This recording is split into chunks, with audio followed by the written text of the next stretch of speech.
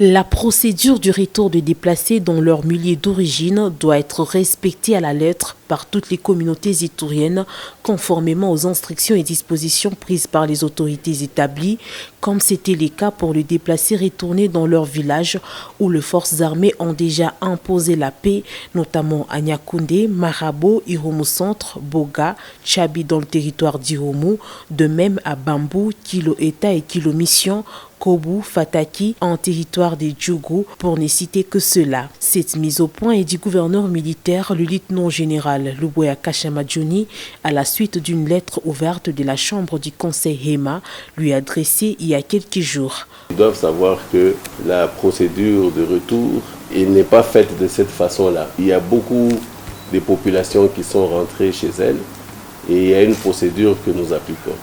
Et cette procédure, c'est d'abord, nous travaillons avec la protection civile qui travaille avec l'administrateur du territoire. Si aujourd'hui, il y a des populations qui veulent rentrer chez elles, il n'y a pas de problème.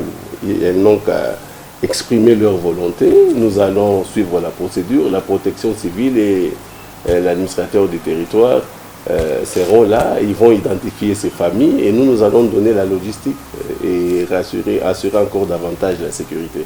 Nous avons une administration à faire.